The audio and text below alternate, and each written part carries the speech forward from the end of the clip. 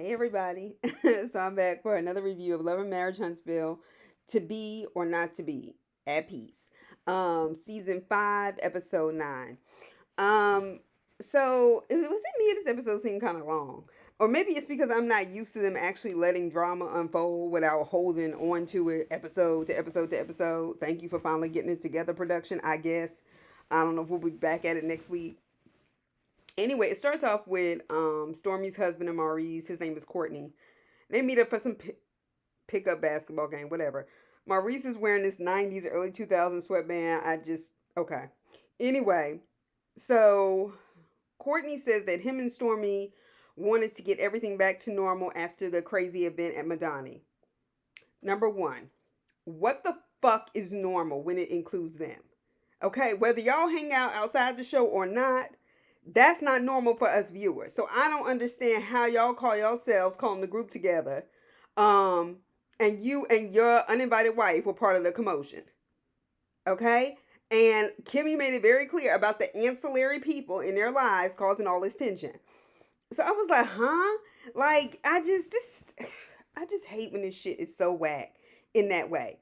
All right, anyway, why is Courtney so red? Like, I know some people are red, and I know I have like this dark brown red streak in my hair, like naturally. But I hope it's natural because it looks weird. He was given, you remember that? Remember that manager from the Five Heartbeats, that real light skinned guy with that with that red hair, that with that red conch. So I just find Courtney not really aesthetically pleasing, and I would prefer not to see him on my TV screen often. Next, Lewis comes, and he wasn't even at the Madani event. Like, it's just giving forced cast come together, and it's not the reunion, so it's just like, anyway. Martell says this isn't his sport. Football's his sport. He has to bring his energy. He's a hacker. He's a fouler. When it comes to basketball, I was like surprised he will break rules to try to win a game. That don't surprise me at all about Martell. The re of it all. Whoever was in production on this episode needs to stay in production. Okay? Was when they did that overview, and it said, Love and Marriage Huntsville presents a middle-aged pickup basketball game. And then they had that do music, and they missing all them shots. Oh gosh. So anyway, they start talking, and Marceau is talking about how guys can forget about problems and move on, and Courtney said something kind of similar. And I feel like that may be true. That honestly is true in a lot of cases with men, amongst men. I do not think men easily forget shit that women do. Let a woman cheat and watch how men react from 20 years ago. One incident and they can't get over it. Meanwhile, women are expected to kind of deal with that in a relationship and just move on. So I wasn't here for that bullshit. But anyway, they hold on to shit too. Miss me. All right. So that scene when they talk about the party Stormy is throwing was forced once again because all y'all come back together, in my mind as a viewer, does not include you, Courtney, or Stormy. Like, okay, moving on. So, Marceau is trying to teach Courtney how to invest in commercial real estate. He points out that, hey, I can help you develop a strategy, for long-term money game. We'll get back to that. Now, Marceau asked, they were talking about Martell going on vacation with Melody to Destin with the kids, like doing a co-parenting vacation. And Marceau asked what I think is a legitimate question. He goes, is that confusing for the kids? And Martell points out that his kids are smart enough to understand that they are divorced, so on and so forth.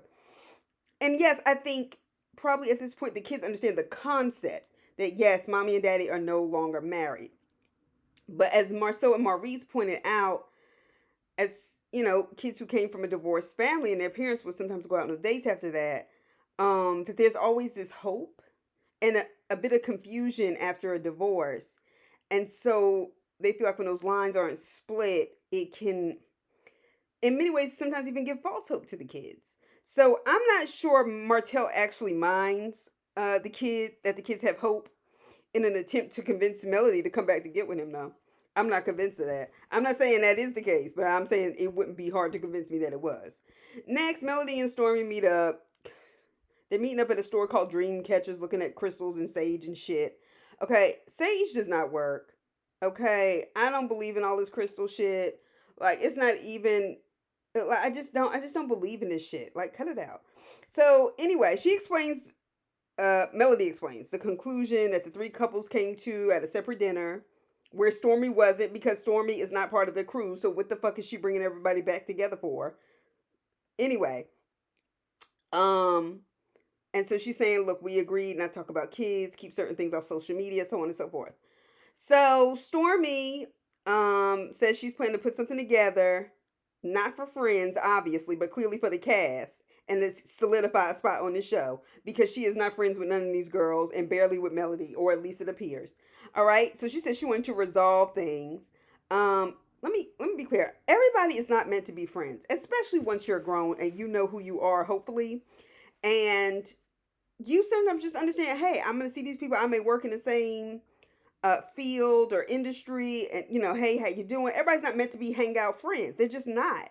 Like, there is nothing that you can force on grown ass people, especially with a wild card, an inconsistent person, a person who lacks class, a person who just I'm just not here for Stormy. So Stormy certainly can't bring them together now.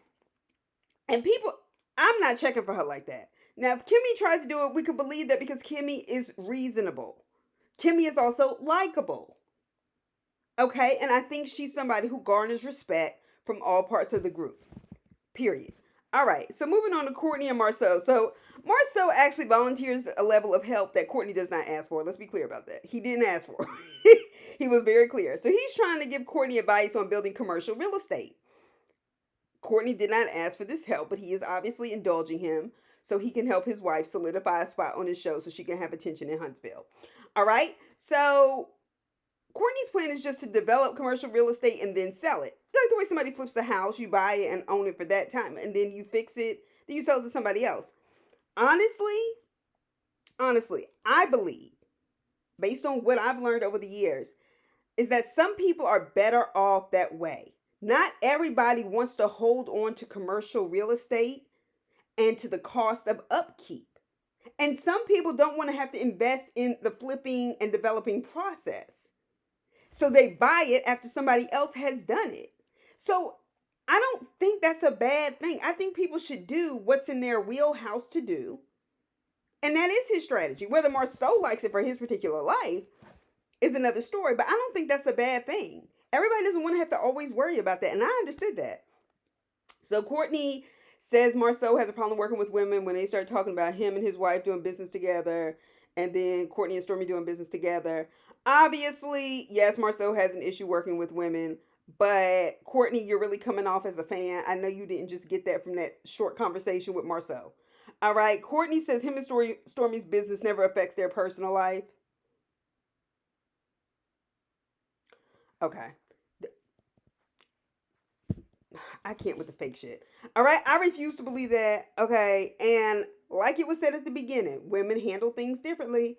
And if what you say is true, they can hold on to stuff longer. I refuse to believe business does not affect their personal life. Moving on. So Maurice and Kimmy, and this was really difficult because I felt it. I felt it. I felt it. It's not the first time I mentioned this. It won't be the last. Apparently, Kimmy had been stressed out. And it'd been a long week for her. She says, like on June 14th, she found a lump in her breast. And, as a nurse, she knows how to do that. She went for a mammogram. She ended up she continued to look, found two lumps. And these are obvious signs of breast cancer. He tells her it's okay not to be strong. She said, I've been trying to be strong for everybody. And I know what it is to be that person in your family, in your friend group. And to some degree, you do take pride in kind of being able to take the stress off other people. But I also know that you break. You break. We're human. I'm not saying broken things can be fixed. I'm not saying you're destroyed. Okay? Broken things can be fixed. That's why people can be broken multiple times in their lives. But I understood it because I feel for her. My mom went through the same thing. And she just happened really just to be going to just kind of some general breast cancer thing. And they did a check for her and they found the lump. And I'm still grateful to those nurses. And I, as her daughter, we as her children were scared. And I remember going with her to the doctor to follow up, and the doctor came outside, who was a wonderful, wonderful doctor. Um, if she ever sees this, shout out to Dr. Alphonse. um, and she came out to me and she said, "Look, your mother does have breast cancer." And I remember she said, "Your mother, she's a little worked up right now." And I just started crying because I was scared. We know cancer is something that takes people's lives, and I was just breaking. It was a few days before I was going back for my last year at UCLA to finish my PhD, and I wanted to be there for my mother. I didn't think it was that deep. Fuck school. I didn't give a shit. And I also didn't know what to do. I was like, well, I need to finish school to get a good job to help my mother. Like I had all of these feelings, and I just remember asking a doctor if I could just have a minute before I went in there to see her because I wanted to try to be strong for her. But like it's so scary when somebody you love is diagnosed like that and you have no idea what to expect. And my mom went through chemotherapy, and there were days when my mother would say, "Oh, I'm fine," and I could tell in her voice she wasn't fine. Um, and praise be to God. Like even when Maurice was like, "All we can do is pray," let me tell you something. Prayer works. I'm a witness, and we prayed. Now, I'm not saying that God answered my prayers immediately because I was praying before my mother found out she had cancer, praying that it was just a cyst, they could remove it and she wouldn't have it. God didn't answer my prayer then, but He did get my mother through cancer, through stage 2 cancer.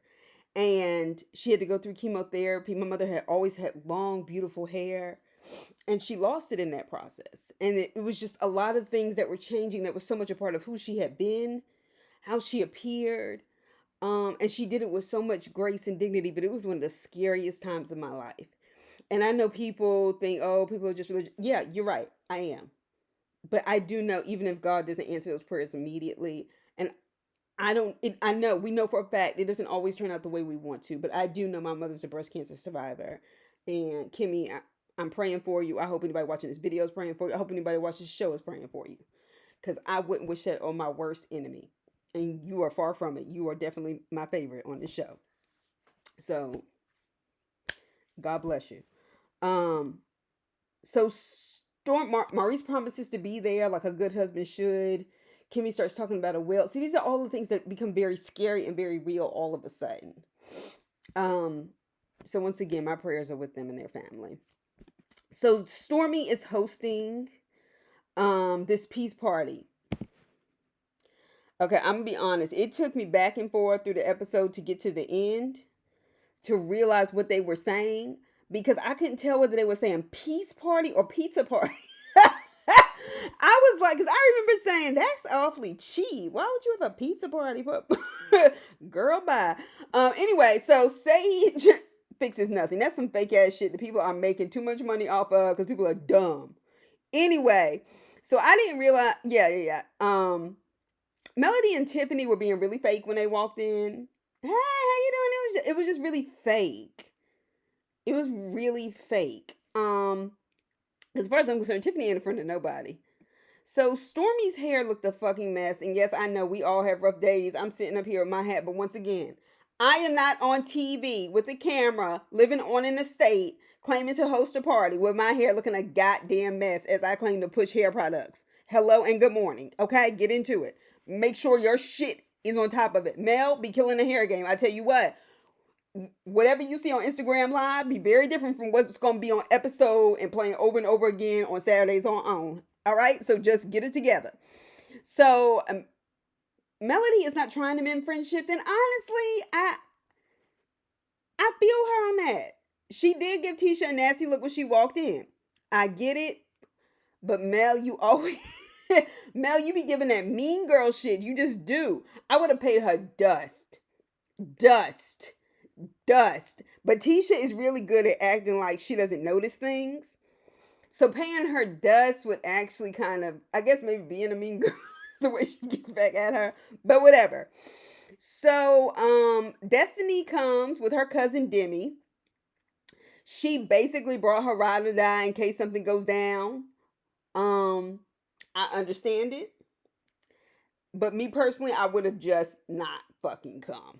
Okay. I don't know how many times people can have these conversations. Like I said, everybody is not meant to be friends. All right. So Stormy points out that she brought a plus one and says, but there is extra space. You are welcomed here, which was the polite thing to do. Destiny. I don't really feel a way about it because I get it. And we know there will be enough space.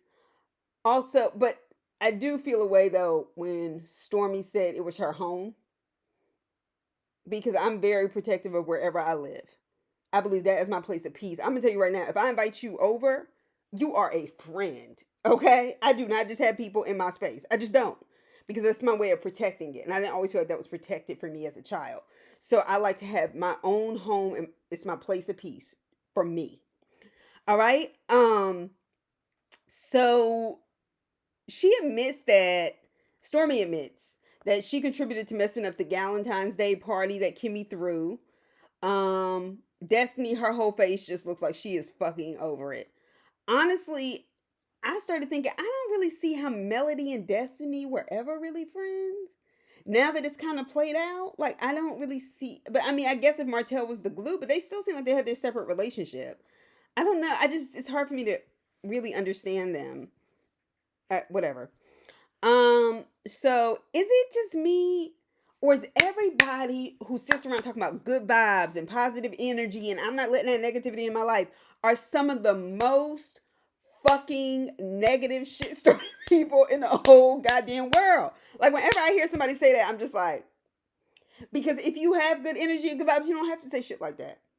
You actually don't have to say it. So I feel like people have this outward projection of what is turmoil inside. Cut it out. Cut it out. It's fake. Go fix your life. All right? Anyway, so they do these dumbass mantras and I was like, "Oh, that sounds like work. I don't go to a party to do work. That's a shit. That sounds like a classroom assignment." Anyway, so Destiny is kind of reminding us with all those faces she was making why we weren't here for her initially. I started feeling what I felt about Destiny at the beginning, like, ugh. All right, also Destiny, I'm just gonna give you this as a little advice. You better be careful having your cousin Demi. I know she was your homegirl who came to protect you, and rightfully so. I don't feel nothing about that. I think you are justified in bringing back up, regardless of what Melody says. But be careful having your cousin near Melody, cause she is building a good track record of turning people's cousins against them, Tisha's, okay, and pulling them to her side on television. I'm just saying. So make sure you keep that in mind. You can think she got your back no matter what. I'm just saying, Melody is building a real good manipulative track. Okay? Just so you know. So Kimmy gets a little upset when she says her mantra. And they shift to Melody's confessional, and Melody noticed she's teary-eyed. She was like, Kimmy never really cries. And I'm just thinking to myself, like, well, y'all never see her cry. And that's what I mean. That's the kind of the tough part about being strong, because there is a piece of you that wants to provide that support for other people. But I think part of me being that person is also because so much of my life I felt like I didn't get that from friends and from family. And so you want to fix it for other people. And in that process, again, it kind of reinforces what you've done for so many years and wanted for so many years. And you're still going without because everybody thinks you're okay. I don't know why I looked at my shirt like that. Anyway, so Kimmy gets a little upset, which is rare. And so Melody notices that something's wrong. And she's just like, I'm going to pray for her. You know, she clearly doesn't want to talk about it. So Destiny points out, okay, so Stormy says, I have a game, something like what I said, what you heard, what was meant, whatever. Okay, Destiny points out that if this is a peace party, we're not going to get peace playing this again. And I was like, boom, okay? And Stormy looks at Melody and goes, you don't think it's a good game? Melody goes, I think it's a good game for people who want to play. I was like, I knew, like, Stormy, first of all, like, you're not fooling nobody. And we already don't like you. Damn. Well, I don't like you. Fuck it. So Stormy does use herself as an example how she fucked up the Valentine's party with that ghetto hood rat ass behavior. Then they move on to Tiffany. And Tiffany says She asked Tiffany, she said, have you ever had a time like that? And Tiffany goes, no, I've never had a time like that. And everybody at the table just loudly sighs. Like, I thought she was just doing it to kind of be sarcastic. But Tiffany seems fucking delusional sometimes. So we knew she was bullshitting. Tiffany chooses to fuck with Destiny. This is why I cannot get on this. I don't fuck with Destiny. I don't like her. I don't like the way she act. Yes, there are times I have not liked the way Destiny acted, even though I found myself this season on her side more than not. But there's been times everybody on this goddamn show has done shit that is not cool, not okay, and beating up on Destiny. I'm not here for that for the sake of it. Okay? Like I'm not doing that. Okay? So Tiffany, you're fucking with her. All right? So we knew she was bullshitting. So Tiffany chooses to fuck with Destiny, and yes, I said it like that because that's true. And she basically was like talking about how Destiny misunderstood her bringing up her husband being with another woman, like it wasn't going to be hurtful to her, and says, I thought it was you. And Destiny points out the woman that she thought was me was Melanika. No, they were not in a relationship, so on and so forth. They were just the only two black people at this award event, and people just assumed they were together. The point was, Destiny was having a birthday party. Tiffany, you and her were not friends. She did not fucking know you like that for you to be in her business. And then you bring that shit up in front of the cameras. You don't point out those details like Destiny pointed out at the table. So it looks like you're bringing up the fact that her husband cheated on her, which it does appear like something like that may have happened. That's not the fucking point. As a woman, you fucking know how that feels. As a woman, that was some bullshit you pulled. As a woman, you did that to hurt her feelings. You did it for a fucking moment. And she was already fragile because, see, you're not her friend. She was already fragile because she was barely out of a fucking divorce. And that shit was inappropriate. And Tiffany, with your grown fucking ass and you still not getting it. You know what it reminded me of? That time when Candace had been running her mouth on Real Housewives of Potomac. And Monique was like, fuck it. I ain't whoop her ass good enough. I didn't whoop her ass good enough. And I said to myself, Tiffany is somebody who needs to be popped. Bad. But Tiffany needs her ass whooped. I'm not convinced that Tiffany has never had her ass whooped. But whoever whooped her ass did not whoop it good enough. Because she's still talking. And when she made that condescending fucking ass remark and goes, is this Detroit? It was meant to be condescending. Bitch, you from Huntsville, Alabama. Huh? You are from shit. You are from a place where people probably walk around barefoot on concrete and dirt. Don't do it. Don't do it. Don't do it. And that was some messed up shit. And I'm like, you are it. Oh, talk about cruising for a bruising. Let me tell you something. I would have thrown that bitch in the pool. I would have done something to make her remember, don't ever fuck with me again. The next time we at a table, you better look around for a whole lot of other targets. You and that crazy ass husband of yours, don't come for me. Anyway, so Destiny, they asked Destiny about an event. Destiny, like, basically passes. Tisha says pass.